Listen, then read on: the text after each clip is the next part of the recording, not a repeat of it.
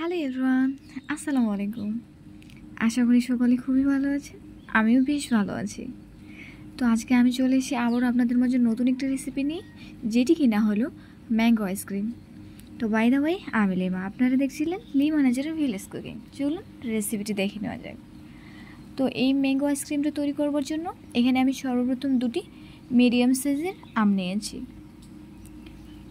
তো এই আমটি সর্বপ্রথম আমি মাথাটা কেটে নিব, বটার দিকটা কেটে নেব, এমনকি ভিতরে যে পিউরিগুলো আছে এগুলো বের করে নেব। তো চলুন দেখে নেওয়া যাক।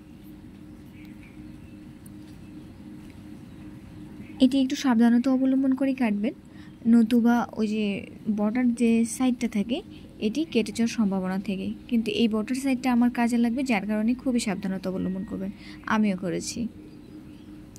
আর একটা চামচের পিছন থেকে এইভাবে করে দাগ কেটে নিয়েছি।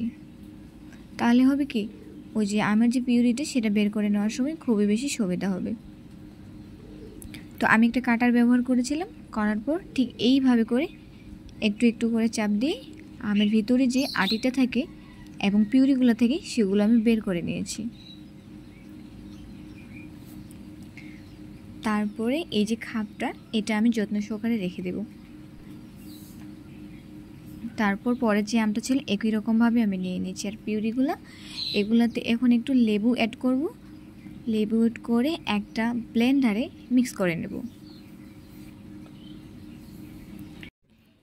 লেবুটা দেওয়ার কারণ হলো আইসক্রিমটার জন্য একটু লেবু লেবু ফ্লেভার করে, এমনকি এর সঙ্গে আমি চিনিও অ্যাড করেছি যেন আইসক্রিমটা মিষ্টি লাগে।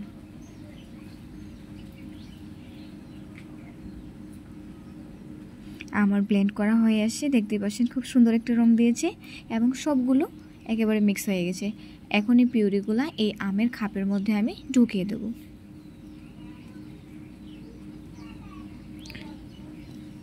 একটা চামচের মাধ্যমে এই পিউরিগুলো সমস্তটাই আমি এর মধ্যে ঢুকিয়ে দেব। এরপর সেই আমের ঢাকনাটা দিয়ে কভার করে দেব। এই যে আপনারা দেখতে পাচ্ছেন কত সুন্দর মতো করে আমি কভার করে নিলাম। আপনারাও ঠিক এই রকম করেই কভার করে নেবেন। আমার দুটোই হয়ে এসেছে। এখন এটি আমি 24 ঘন্টার জন্য ডিপ করে রাখবো। আমার ডিপ করা হয়ে আসছে। এখন দেখতে পাচ্ছেন একেবারে কত সুন্দর লাগতেছে, তাই না? বরফগুলো একটু একটু করে লেগে আছে। তো এখন আমি একটা পিলারের মাধ্যমে এটাকে সুন্দর মতো করে ছুলিয়ে নেব। তার আগে এক ছুরিটা দিয়ে মাথার যে ঢাকনাটা ছিল সেটা কেটে ফেলেছি। এটা যখন বরফ করা থেকে ধরতে খুবই কষ্ট হয়, আর বরফটা যখন গলে আসে তখন একটু পিচ্ছিল হয়। আপনারা একটু সাবধানতা অবলম্বন করেন। আমার ছুলে নেওয়া হয়ে গেছে। এখন খুব সুন্দর মতো করে সাইজ করে আমটিকে কেটে নেব। আমের এই আইসক্রিমটি কাটতে একটু অসুবিধাই হয়, কারণ ডিপ করে রাখার যে কোনো কিছু 0 ডিগ্রি সেলসিয়াস তাপমাত্রায় নিয়ে আসলে কিন্তু গলতে শুরু করে, যার কারণে এই প্রবলেমটি। তো সুন্দর আমের এই আইসক্রিমটি স্বাদ উপভোগ করতে চাইলে একবার বাসায় আপনারা প্লিজ ট্রাই করে নেবেন। আশা করি এই সিম্পল রেসিপিটি আপনাদের সবাই খুবই ভালো লাগবে। আর এই রেসিপিটি যদি আপনাদের ভালো লেগে থাকে, like, comment, share and subscribe করে চ্যানেলের পাশে থাকবেন। আবারও আমাদের দেখা হচ্ছে নতুন কোনো ভিডিওতে নতুন কোনো রেসিপি নিয়ে। ততদিন পর্যন্ত সবাই খুবই ভালো থাকবেন, সুস্থ থাকবেন। আল্লাহ হাফেজ।